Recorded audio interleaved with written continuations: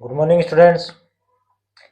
आज हम रीड करने वाले हैं क्लास जो 9th है उसका जो इंग्लिश लैंग्वेज एंड लिटरेचर का जो अपना एग्जाम होगा अभी आने वाला एग्जाम, उसका एक सैम्पल पेपर है, उसको सॉल्व करने वाले हैं। आपका ये जो एग्जाम होगा वो 80 मार्क्स का होगा और टाइम जो है आपका 3 आवर्स होगा। कुछ जनरल इंस्ट्रक्शंस आपको दिए गए हैं, उनका ध्यान रखते हुए आपको अपना पेपर है उसको सॉल्व करना है। कि this question paper comprise 11 questions, all questions are compulsory.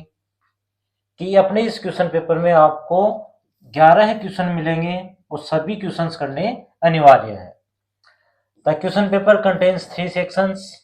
इस क्वेश्चन पेपर में आपके 3 सेक्शन होंगे। सेक्शन ए जो है वो रीडिंग सेक्शन है, सेक्शन बी है grammar and creative writing skills, और सेक्शन सी जो है वो आपका लिटरेचर है, यानी आपकी जो दोनों बुक्स हैं उनसे आएगा। Attempt questions based on specific instructions for each part.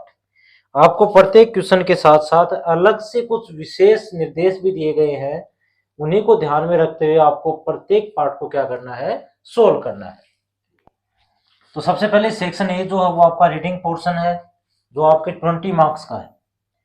इस सेक्शन ए में आपके 2 पैसेज आएंगे जिनको पढ़कर आपको नीचे जो क्वेश्चंस दिए गए हैं उनका उत्तर देना है। प्रत्येक जो पैसेज है वो 10 मार्क्स का होगा, यानी क्वेश्चन नंबर 1 भी आपका 10 मार्क्स का है और क्वेश्चन नंबर 2 भी 10 मार्क्स का है। तो क्वेश्चन नंबर फर्स्ट रीड करते हैं। Read the passage given below. नीचे हमें एक पैसेज दिया गया है, इसको पढ़कर कुछ क्वेश्चंस हैं उनके आंसर्स देने हैं। तो in today's interconnected world the media plays a central role in shaping how people think, feel and act. ये वर्तमान की जो दुनिया है उसमें मीडिया जो है वो अपनी एक महत्वपूर्ण भूमिका निभा रहा है कि लोग हैं वो कैसे सोचें, कैसे महसूस करें और कैसे काम करें। उन सभी के लिए मीडिया अपनी भूमिका निभा रहा है। From newspapers and radio to television and social media platforms.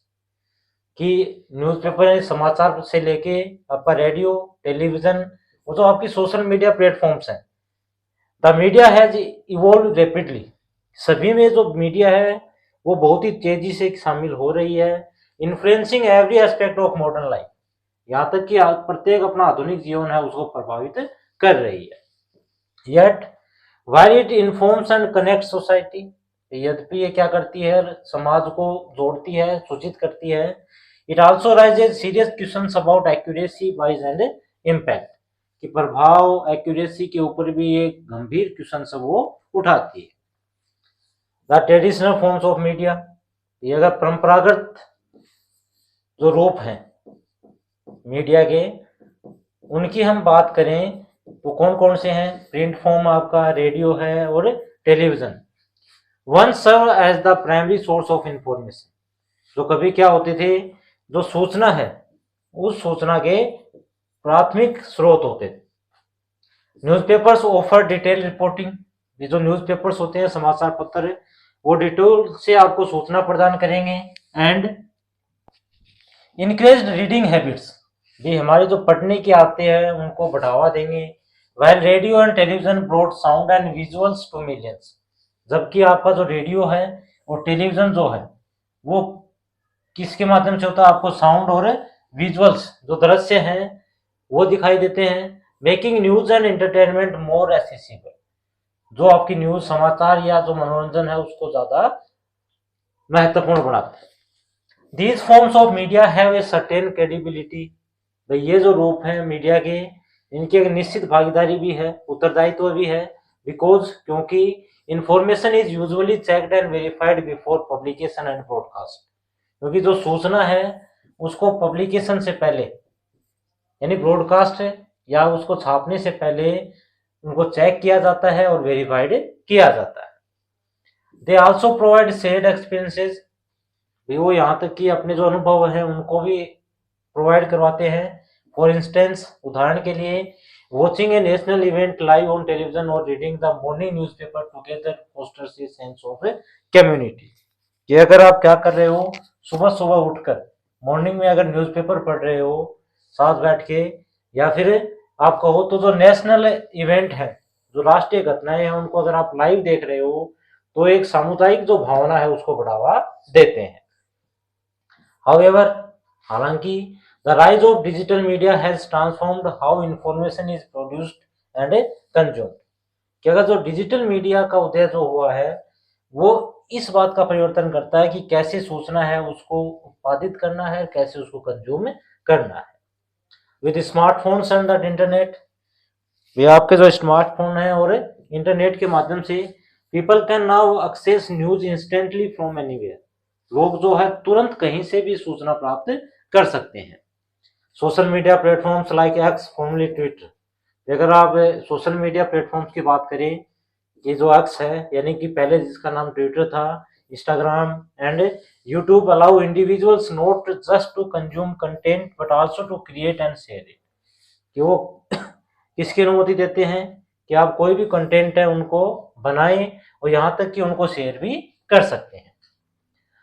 This democratization of media has given voice to many who were previously unheard, और ये जो मीडिया का विभाजीकरण है या कह सकते हो कि लोकतंत्रीकरण है, उसने क्या कर दिया है कि पहले जो अनसुने किस्से थे उनको आवाज दी है। Local issues can gain global attention, भी जो स्थानीय मुद्दे हैं उनको ग्लोबल अटेंशन मिलती है, वैश्विक ध्यान भी जाता है उन पे। And social campaigns can bring real social change, और जो सामाजिक कैंपेन्स हैं वो क्या कर सकते हैं, वास्तविक जो सामाजिक परिवर्तन है उनको ला सकते हैं। फॉर इंस्टेंस, अगर उदाहरण के लिए हम देखें, online movements have राइज्ड awareness about environmental protection, कि जो ऑनलाइन मूवमेंट है, आंदोलन है, वो किसके प्रति जागरूकता को बढ़ाते हैं कि जो अपनी पर्यावरणीय सुरक्षा, उस पर जेंडर इक्वलिटी, लिंग समानता, more effectively than traditional campaigns work हो, कि जो आपके परंपरागत कैंपेन है वो जितना कर सकते थे उनसे भी ज्यादा प्रभावी रूप से वो क्या कर सकते हैं, इन मुद्दों को उठा सकते हैं। येट फिर भी this very freedom has its drawbacks, कि ये जो मुद्दे हैं, ये स्वतंत्रता जो है इसकी खुद की कुछ सीमाएं हैं। The speed of digital media often comes at the cost of accuracy and accountability, भी ये जो डिजिटल मीडिया की स्पीड है, गति जो है, वो किससे आती है, किस कीमत पे आती है, कि जो एक्यूरेसी है और अकाउंटेबिलिटी है उसके आधार पे आती है। False information, rumours and based reporting can spread faster than verified facts, भी गलत सूचनाएं, कोई भी अफवाह हो गई या दुर्भावनापूर्ण जो रिपोर्टिंग है वो वेरीफाइड फैक्ट से ज्यादा क्या करती है, तेजी से फैलती है, यानी जो गलत चीजें हैं वो बहुत जल्दी फैलती हैं। The competition of attention sometimes leads to sensationalism rather than substance, और जो अगर कंपटीशन की बात करें हम, जो प्रतियोगितापूर्ण काम हो रहा है वो कभी कभी क्या कर ले जाता है कि जो पदार्थ की भांति जो सेंसेशनलिज्म है उसकी ओर हमें ले जाता है। मोरओवर, इससे अधिक हम बात करते हैं कि over exposure to media specially social media can create echo chambers where people only see opinion similar to their own, reducing open minded discussion and critical thinking. अगर आप सोशल मीडिया की बात हम करते हैं तो यहाँ पर लोग केवल कहाँ तक सीमित हैं कि अपने जैसे जो यानी ओवन ओपिनियंस हैं उनसे संबंधित जो विचार हैं केवल उन्हीं को देख पाते हैं। उसके अलावा जो ओपन माइंडेड डिस्कशन की हम बात करें, खुले विचारों का अगर कोई बात करें, या फिर जो क्रिटिकल थिंकिंग है, आलोचनात्मक जो सोच है, उससे वो क्या हो जाते हैं, दूर होते जाते हैं। ऑन द अदर हैंड, दूसरी तरफ, media can be a powerful tool for education and empowerment, कि अगर मीडिया जो है वो शिक्षा और सुदृढ़ीकरण,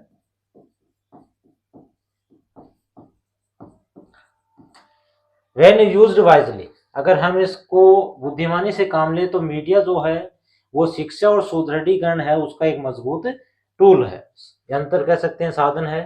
educational channels, podcast and digital libraries provide free learning opportunities, कि आपके जो कुछ भी शैक्षिक चैनल्स हैं, जो पॉडकास्ट हैं और जो डिजिटल लाइब्रेरीज हैं वो मुफ्त में क्या करती हैं, लर्निंग अवसर हमें प्रदान करती है।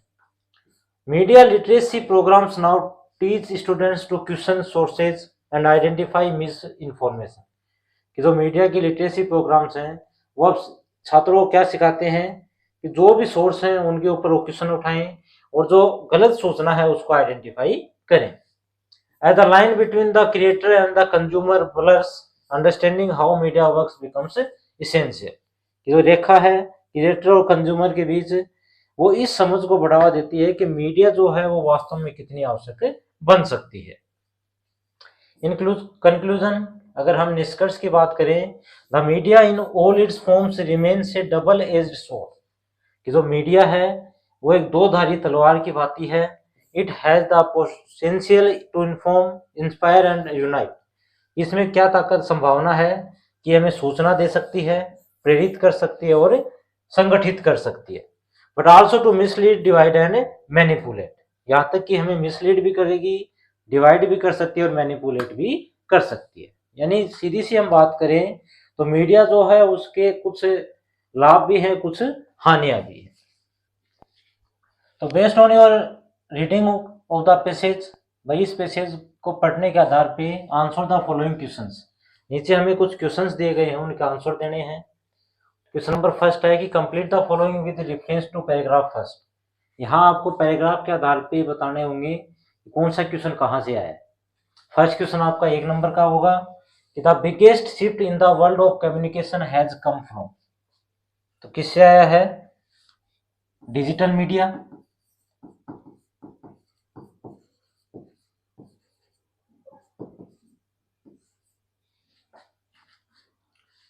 प्लेटफॉर्म्स।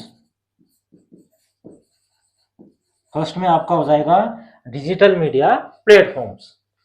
क्वेश्चन नंबर सेकंड है, वो भी आपका 1 नंबर का है कि how have social media platform change participation in news and information sharing.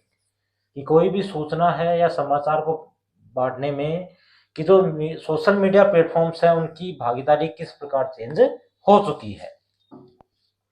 तो social media platforms allow individuals to both consume and create share content, democratizing media. कि जो अपनी सोशल मीडिया है प्लेटफॉर्म्स हैं वो किस बात की अनुमति देते हैं, कोई भी व्यक्ति जो है वो दोनों काम कर सकता है, कंज्यूम और क्रिएट या शेयर, अपने कोई भी कंटेंट है उसका निर्माण कर सकता है, उसको शेयर कर सकता है।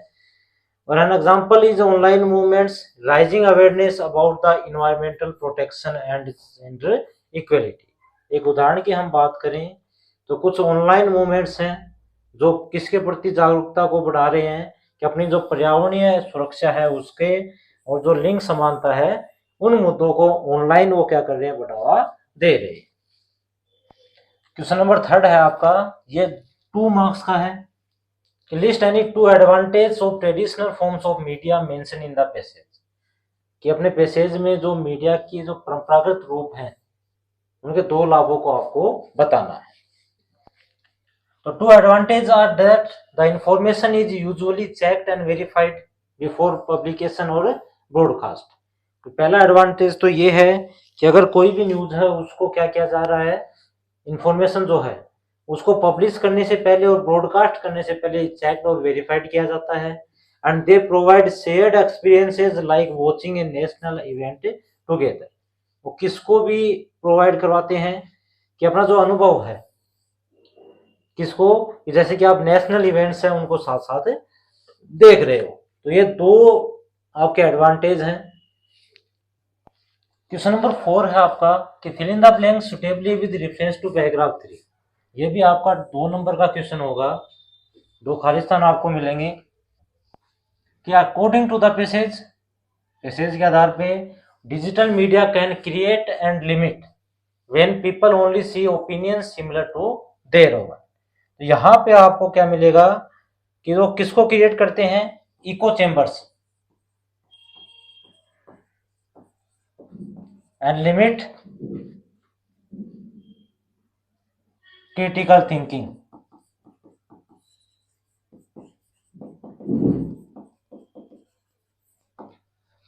उसके बाद क्वेश्चन नंबर 5 आपका कि substitute the underline phrase with the correct word from paragraph 2।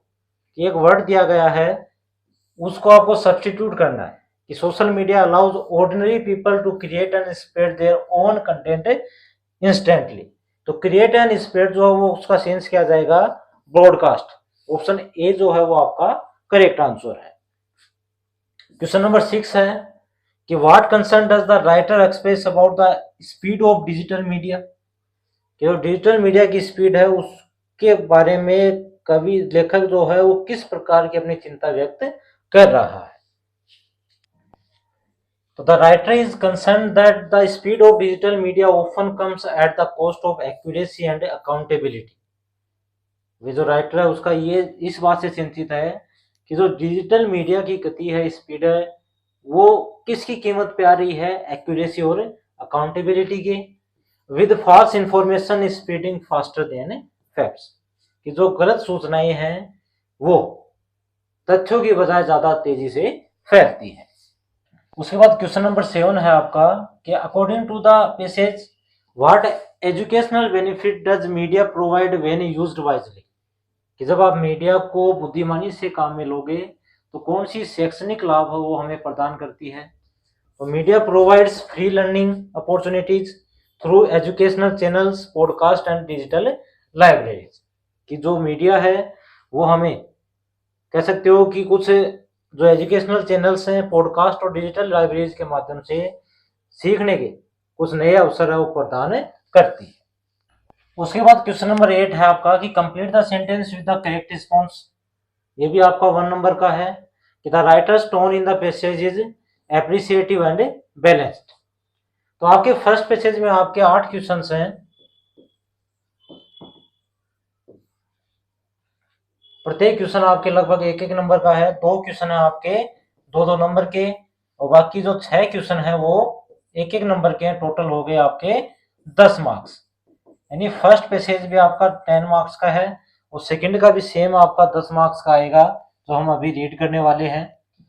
Question number 2 है आपका कि read the passage given below. वही पैसेज पढ़ना है आपको, 10 मार्क्स का है। तो in recent years, cities across the world have begun turning their rooftops into vibrant green space to fight rising temperatures and pollution. Known as green roofs, these specially designed rooftops are covered with soil, grass, and plants. According to the World Green Infrastructure Report 2024, over 35% of new buildings in major global cities now include some form of rooftop vegetation, compare to just 8% a decade ago. यानी यहाँ हम बात करें तो लगभग roof top पे जो green चीजें हैं, यानी ग्रीन रूफ टॉप है, ग्रीन स्पेस है, उसको बढ़ावा देने के बारे में ये बात हो रही है। The rise is driven by increasing awareness about climate change and the urgent need for sustainable urban solutions. Green roofs offer several benefits backed by scientific data. Studies by the Urban Ecology Center shows that buildings with green roofs can stay up to 5 degrees centigrade cooler during summer. They can also reduce air conditioning cost by 20 to 25%. Additionally, 1 square meter of rooftops greenery can absorb up to 1.5 kg of carbon dioxide every year. Many cities such as Singapore, Toronto, and Copenhagen have introduced policies making green roofs mandatory for commercial buildings above a certain size. These roofs are not only good for the environment but have become exciting space for people. Some schools are use green rooftops as outdoor classrooms. In Tokyo, over 120 schools maintain vegetable gardens on rooftops, teaching students sustainable farming and biodiversity. Birds, butterflies, and bees also return to these green pockets, creating miniature ecosystem in the middle of busy cities. However, experts warn that green roofs require regular maintenance. Without proper watering system or structural support, they may not survive harsh weather. Still, environmentalists believe that widespread adoption of green roofs could significantly improve air quality and reduce the effects of urban heat islands in the future.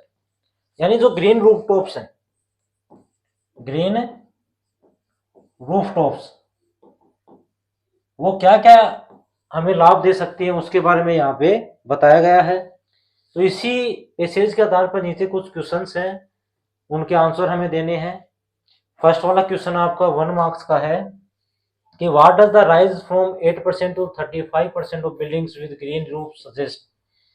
ये जो green roofs है कि 8% से वो 35% तक बढ़ती हुई जो ग्रीन रूफ्स हैं वो क्या सुझाव देती है, तो more cities are adopting sustainable building practices. सीधी सी बात है कि ज्यादा जो शहर हैं वो स्थायी जो बिल्डिंग प्रैक्टिसेस हैं उनको अडोप्ट कर रही है। क्वेश्चन नंबर 2 आया आपका कि select the option that is true for the assertion and reason given below. Assertion और रीजन वाला क्वेश्चन है, 1 नंबर का क्वेश्चन आएगा। असर्शन क्या है, green roofs help reduce air conditioning cost, और उसका रीजन कि plants on rooftops keep the building cooler. तो बेटा सीधी सी बात है कि both A and R true, assertion भी सही है और रीजन भी सत्य है, and R is the correct explanation of A. तो ए वाला ऑप्शन आपका सही होगा। क्वेश्चन नंबर 3 है state any 2 environmental benefits of green roofs, कि जो ग्रीन रूफ्स हैं हरित छतें हैं उनके 2 पर्यावरणीय लाभ हमें बताने हैं। ये आपका 2 नंबर का क्वेश्चन आएगा। तो 2 environmental benefits of green roofs are, 2 पर्यावरणीय लाभ हैं हरित छतों के, वो कौन कौन से हैं। फर्स्ट आपका कि they help in fighting rising temperatures, बढ़ते हुए तापमान के खिलाफ वो लड़ने में सहायता करती हैं।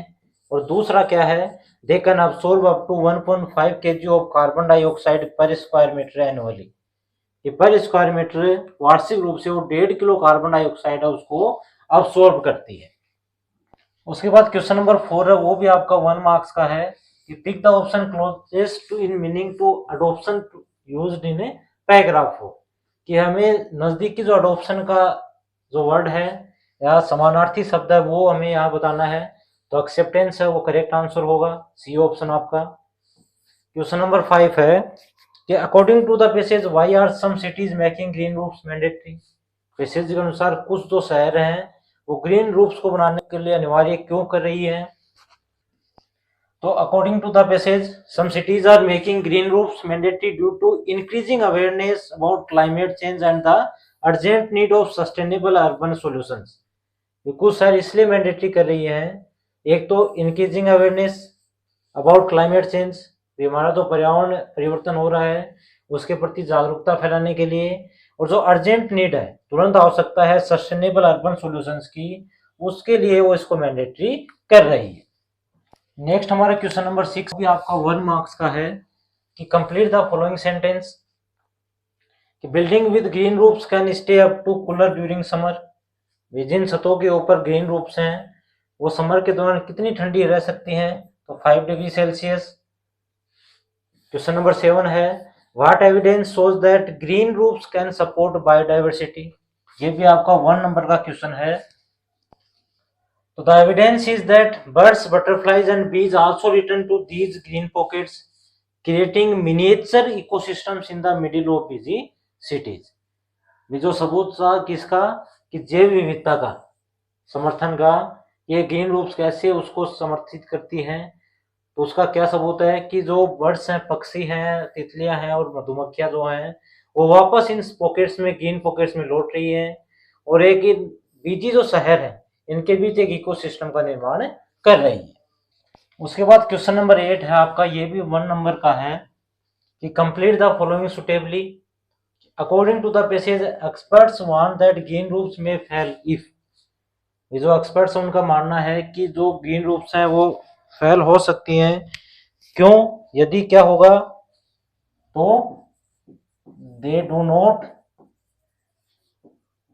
हैव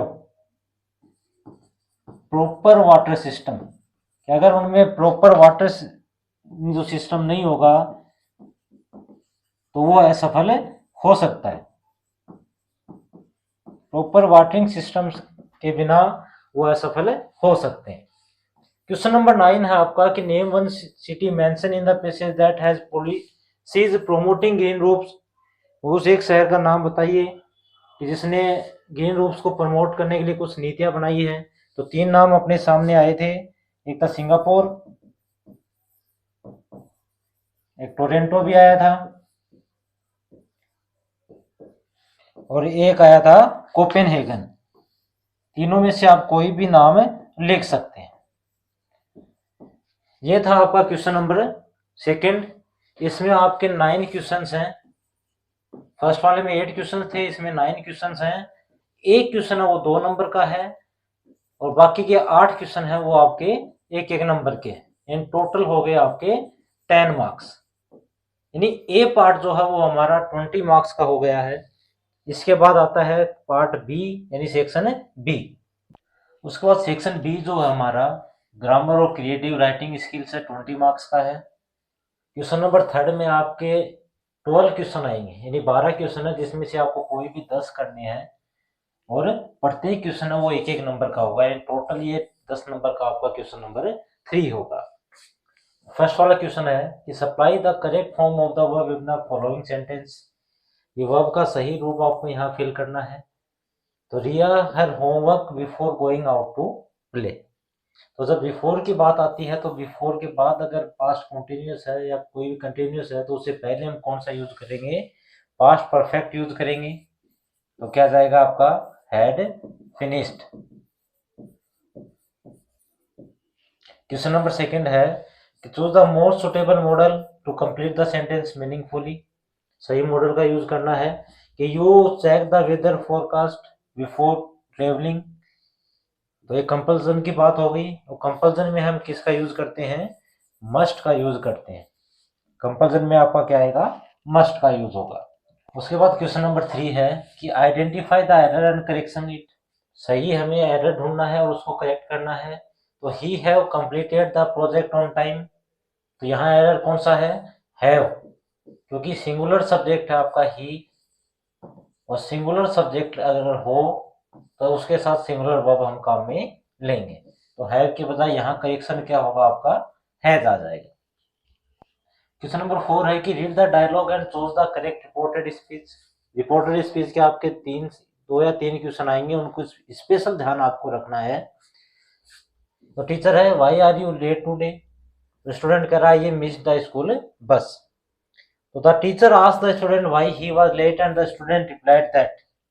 तो यहाँ बात करोगे पास्ट सिंपल टेंस है और पास्ट सिंपल टेंस आपका पास्ट परफेक्ट में चेंज होगा। तो एक ही सेंटेंस है जिसमें पास्ट परफेक्ट की यूज किया जा रहा है, तो बी वाला ऑप्शन आपका करेक्ट होगा। उसके बाद क्वेश्चन नंबर 5 है कि select the option that identify the error and supply the correction.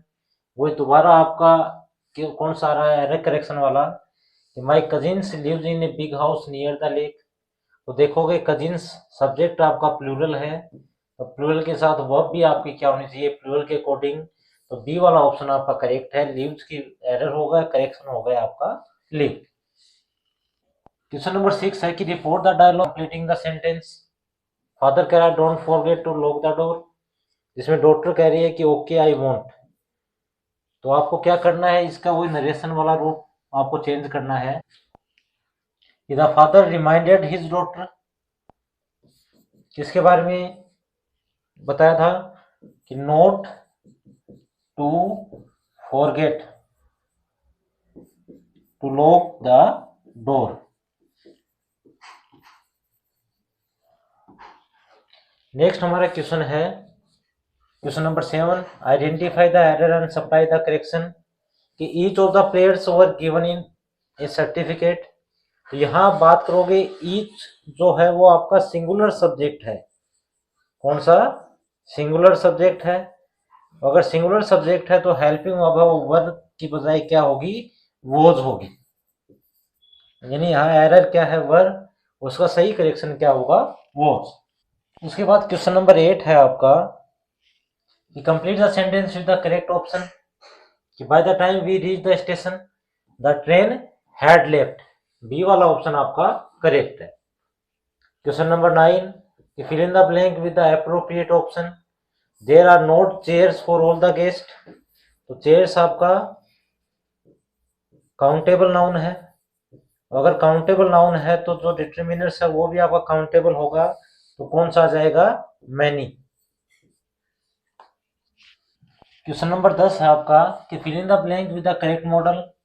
You practice regularly to improve your handwriting. Should, सीधी सी बात है, इसमें शुड आ जाएगा। क्वेश्चन नंबर 11 है complete the sentence by choosing the correct option. कि either of the solutions acceptable, तो either और नीदर, इनके बाद जो सब्जेक्ट आएगा वो आपका प्लूरल आएगा, लेकिन जो वर्ब काम में ली जाएगी वो सिंगुलर वर्ब काम में ली जाएगी, तो यहाँ क्या जाएगा, इज आ जाएगा। बाकी तीनों जो है वो प्लूरल आपके हेल्पिंग वर्ब हैं, इसलिए कोई सी भी नहीं आएगी, सी वाला ऑप्शन आपका करेक्ट है। क्वेश्चन नंबर 12 है कि identify the error and supply the correction. The team have won the match after a tough fight. Won है आपकी थर्ड फॉर्म, हैव भी ठीक है, लेकिन टीम है उसको सिंगुलर सब्जेक्ट मांगा गया है, तो हैव की बजाय क्या होगा आपका सही जो करेक्शन है वो हो जाएगा हैज। तो ये थे आपके 12 क्वेश्चंस, जहां आपको 10 क्वेश्चन करने हैं और प्रत्येक क्वेश्चन है जो 1 मार्क्स का होगा। इसके बाद आपकी क्रिएटिव राइटिंग स्किल है, क्वेश्चन नंबर 4 है, वो आपका 5 नंबर का है। कितने मार्क्स का है, 5 मार्क्स का। यहाँ आपको चॉइस मिलेगी, यानी अथवा में दूसरा क्वेश्चन मिलेगा, जो आपको इजी लगे वो आप कर सकते हो। तो जो फर्स्ट क्वेश्चन है वो आप क्या जाएगा आपका कि you recently attended your school annual day या sports day. The campus was decorated, students were performing to participating in events and parents were present to cheer. Using the verbal cues given below write a descriptive paragraph in 100 to 120 words. यानी पहला जो question number 4 है आपका 5 marks का है, आपको descriptive paragraph लिखना है। नीचे आपको कुछ क्यूज यानी आपकी सहायता के लिए कुछ वर्ड्स भी दिए गए होंगे, जिनका यूज करके आप क्या लिख सकते हो, एक पैराग्राफ लिख सकते हो। अगर आपको ये आता है तो आप ये कर सकते हो, यानी या फिर इसके अथवा में एक दूसरा क्वेश्चन भी है जो किसका आपका डिस्क्रिप्टिव पैराग्राफ का ही मिलेगा, लेकिन जो इजी लगे, जैसे study the visual cues described below and write a descriptive paragraph. एक busy city market at 6 PM, rows of shop lit with bright lights. यानी आप कहीं गए हुए हो और in sounds capturing the sight sounds और मूड ऑफ द सीन के अकॉर्डिंग आपको एक डिस्क्रिप्टिव पैराग्राफ लिखना है। ये जो क्वेश्चन नंबर 4 है आपका, ये भी आपका 5 मार्क्स का होगा। और इसके बाद क्वेश्चन नंबर 5 है, उसमें आपको एक तो मिलेगी डायरी एंट्री, 5 मार्क्स की है। उसमें आपको टॉपिक भी दिया गया होगा कि आपको कैसे लिखना है, कि how you prepared, what happened on stage, audience reaction है, how the experience change you. उसके अथवा में आपको एक स्टोरी राइटिंग मिलेगी, यानी यहाँ पे आपको डायरी एंट्री और स्टोरी राइटिंग दोनों में से जो आपको इजी लगे वो आप यहाँ कर सकते हो। अब जैसे सेकंड हमारा क्वेश्चन है कि write a story based on the title the lost backpack, you may use the cues below. कि आप एक स्कूल पिकनिक पे गए, अचानक आपने महसूस किया कि आपका कोई सामान मिसिंग है, इंपॉर्टेंट चीजें थी उसके अंदर, आपने उसको सर्च किया, सहायता भी प्राप्त की, सरप्राइजिंग एंडिंग भी होना चाहिए। इन सब क्यूज का यूज करके आप क्या कर सकते हो, अपने क्वेश्चन का आंसर दे सकते हो। यानी ये हो गया आपका 5 मार्क्स का क्वेश्चन नंबर 5 भी, और 4 भी कितने का था, 5 मार्क्स का। टोटल हो गए आपके 10 मार्क्स। आपका लिटरेचर पोर्शन है जो कितने मार्क्स का है, टोटल 40 मार्क्स का। यहाँ पे आपको 2 पैसेज मिलेंगे, आपका एक पोइम साइड से, एक जो आपका कोई भी टेक्स्ट है पार्ट है उससे, दोनों से आपको आंसर देने हैं। फिर आपको क्वेश्चन आंसर्स हैं उनके आंसर्स देने हैं। तो सबसे पहले चलते हैं क्वेश्चन नंबर 6 की ओर, कि read the given extracts and answer the questions for any one of the two given. नीचे आपको यहाँ भी चॉइस मिलेगी, क्वेश्चन नंबर 6 और 7 में भी आपको चॉइस मिलेगी, जो आपको इजी लगे आप उसको कर सकते हो। 5 मार्क्स का होगा। तो सबसे पहले हम इसी को देख लेते हैं, फर्स्ट वाले को ही, कि I look at the fruit seller standing in a corner of the square near the hotel. जो काठमांडू आपका चैप्टर उससे लिया गया है। In his hand is a pole with an attachment of the top from which 50 or 60 बांसुरीज protrude in all directions like the quills of a porcupine. There are of bamboo, there are cross flutes and recorders. From time to time he stands the pole on the ground, selects a flute and plays for a few minutes. The sound rise clearly above the noise of the traffic and the focus cries. इस paragraph के आधार पर या passage के आधार पर आपको नीचे questions दिए गए हैं, उनके आंसर्स आपको देने हैं। क्वेश्चन नंबर फर्स्ट आपका कि what does the narrator's choice to observe the fluid seller in detail suggest about their state of mind. Narrator की जो चॉइस है कि ऑब्जर्व की फ्लूइड सेलर को ऑब्जर्व करने की, वो किस बात की ओर इशारा कर रही है कि उनकी माइंड ऑफ स्टेट कैसी थी, मन स्थिति कैसी थी। तो the narrator's detailed observation suggest a calm reflective and attentive state of mind. यहाँ पर अगर नरेटर की डिटेल ऑब्जर्वेशन है, वो कैसा सुझाव देती है, एक काम यानी शांत, रिफ्लेक्टिव और अटेंटिव जो स्टेट है मन of mind, indicating a deep interest in the surrounding scene and culture, के आसपास का जो दृश्य है या जो वहाँ की संस्कृति है, उनमें उनकी गहन जो इंटरेस्ट है, रुचि, उनको दर्शावा दे रहा है। उसके बाद क्वेश्चन नंबर सेकेंड है आपका कि based on the extract what can be inferred about the fluid sellers relationship with his craft. तो जो बी ऑप्शन है आपका कि he seems to enjoy playing the flute as much as selling, ये आपका करेक्ट आंसर हो जाएगा। Question number third है कि fill in the blank using an interference from the passage. The comparison of the fruits to the quills of a porcupine highlights the of the fruit sellers display. तो इसमें आपका आ जाएगा density कह सकते हो या अबेंडेंस और डेंसिटी, दोनों में से अगर आप कोई भी करते हो तो आपका करेक्ट आंसर माना जाएगा। क्वेश्चन नंबर 4 है कि how does the author use contrast in the extract to draw attention to the fruit sellers cries. कि फ्रूट सेलर का जो म्यूजिक है उसके प्रति अपनी अटेंशन को दर्शाने के लिए कवि जो कौन सी आलोचनात्मक जो बात है वो हमें बता रहा है। तो यहाँ पे जो आपका आंसर हो जाएगा कि the sounds rises clearly above the noise of the traffic and the hawkers cries.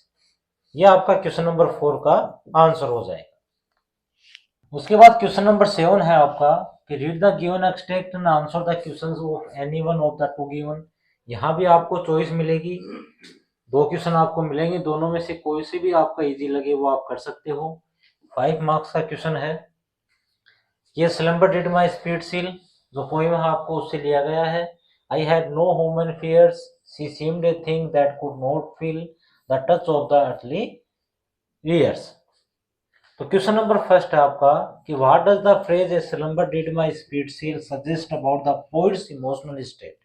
कि जो फ्रेज है, वाक्यांश है, a slumber did my speed seal, वो कवि की जो भावनात्मक स्थिति है उसको किस प्रकार सुझाव देता है।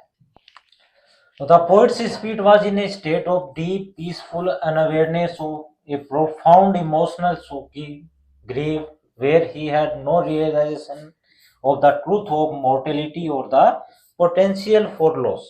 यहाँ पर पोइट की जो स्थिति है वो कह सकते हैं कि एक ऐसी अवस्था में थी जो गहरी, एक शांत और अनअवेयरनेस वाली थी, या फिर कह सकते हो ऐसी इमोशनल जो शोक है या दुख है जहां पर उसकी वास्तविक जो सच्चाई है उससे कोई क्या नहीं था, उसको पता नहीं था। उसके बाद क्वेश्चन नंबर 2 है आपका कि what can be inferred about she from the lines of the stanza. तो यहाँ पे जो बी ऑप्शन आपका कि she appeared untouched by time, ये आपका करेक्ट ऑप्शन हो जाएगा। उसके बाद क्वेश्चन नंबर 3 है आपका कि fill in the blank. The poet suggests that she seemed beyond the reach of, कह सकते हो टाइम या फिर मोर्टेलिटी।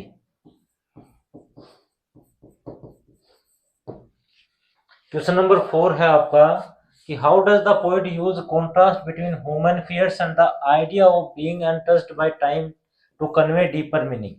कि गहन अर्थ को समझाने के लिए कवि ने जो कॉन्ट्रास्ट बताया है हमें मानव डर और अनटच्ड बाय टाइम के बीच, वो कैसे यूज किया है। तो the poet uses this contrast to highlight his initial naive belief that his beloved was immortal. यहाँ कवि जो है उसने ये बताया कि उसकी जो बिलव्ड है प्रेमिका, वो क्या थी, इमॉर्टल थी, and safe from all home including death. His lack of human fears stemmed from his false sense of security. The deeper meaning is that this belief was a delusion and the reality of her death shattered this peaceful ignorance, leading to a confrontation with the harsh reality of mortality. इसके बाद question number 8 है आपका कि answer any 4 of the following 5 questions in about 50 words.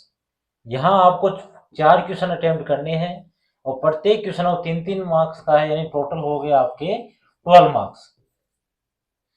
अब से first question है कि Maria Sharapova journey to success was filled with sacrifices, कि मारिया शारापोवा की जो यात्रा थी सफलता की वो बलिदानों से भरी हुई थी। Explain how her determination and emotional strength help her reach the top. आपको ये बताना है कि उसको टॉप पर पहुंचने के लिए कैसे उसका जो दृढ़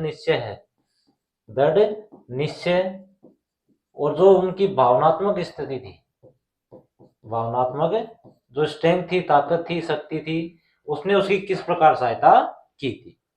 तो आपका जो चैप्टर है रीच फॉर द टॉप से लिया गया है, तो आपको वहीं से इसका आंसर देखना है।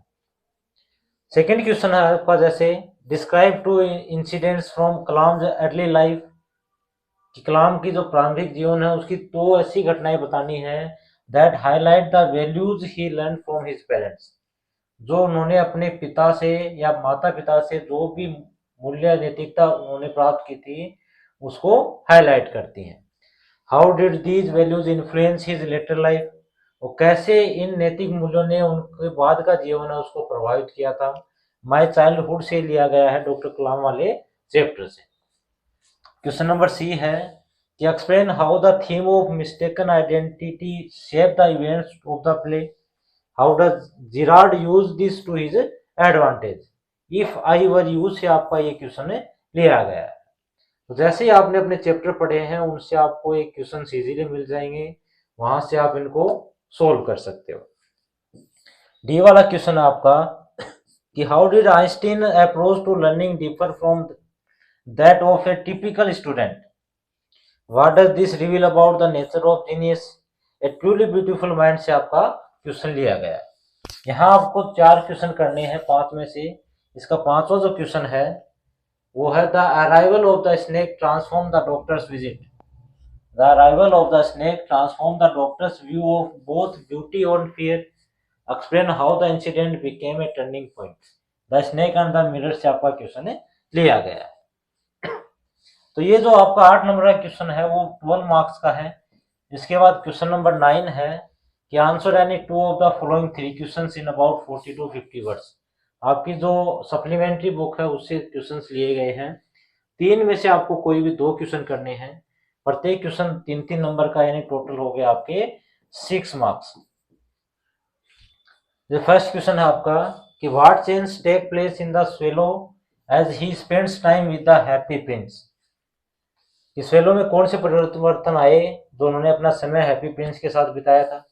How does their relationship transform both characters, और कैसे उनके संबंधों ने एक दूसरे के कैरेक्टर्स को ट्रांसफॉर्म कर दिया।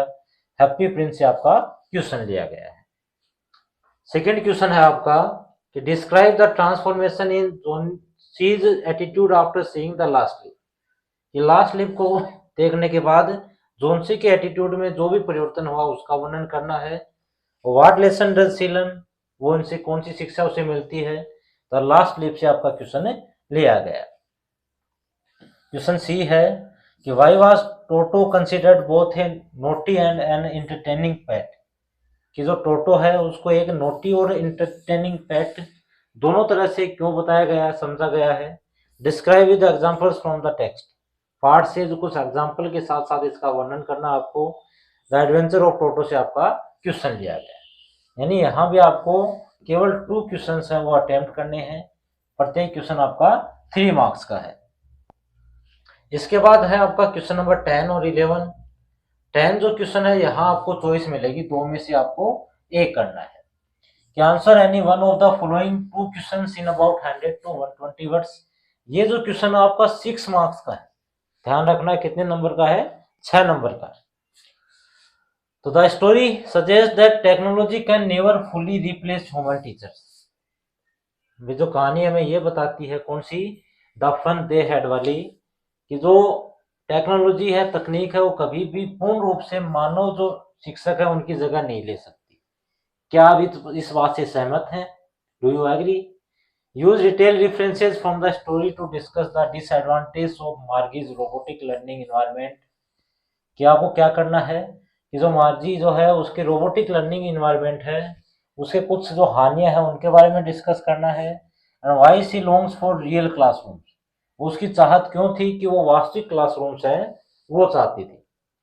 या फिर इसके अथवा में है कि sometimes a single moment can completely change our understanding of a person, कि कभी कभी एक छोटा सा पल जो है वो किसी व्यक्ति के प्रति हमारी समझ को पूर्ण रूप से परिवर्तित कर सकता है। तो लिटिल गर्ल से क्वेश्चन हमारा लिया गया है, इसमें हमें क्या बताना है कि explain how the night when Kezia स्लीप्स with her father after her nightmare becomes a turning point in their relationship. Kezia रात के जो उसको सपना आया था, डरावना सपना, उसके बाद जब अपने पिता के साथ सोई थी, उस रात के बाद से अपने जो संबंध थे उनके बीच क्या वास्तव में एक टर्निंग पॉइंट कैसे था? What does Kezia realise, Kezia ने क्या महसूस किया? And how does is error use this moment of conventions and message, ये आपको यहाँ पे बताना है।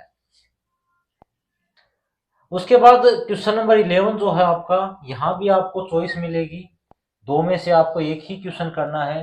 ये भी आपका कितने नंबर का है? 6 नंबर का है।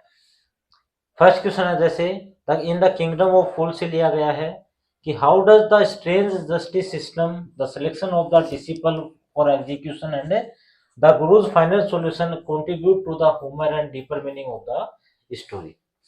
वे जो विचित्र न्याय व्यवस्था थी वहां की किंगडम ऑफ फूल्स में, वो कैसे उस जो शिष्य है उसको फांसी के लिए सिलेक्ट किया गया, कैसे गुरु ने लास्ट में क्या किया, अपना योगदान दिया, तो कैसे हास्य और गहन मीनिंग के बारे में हमें दर्शाता है वो यहाँ पे बताना है।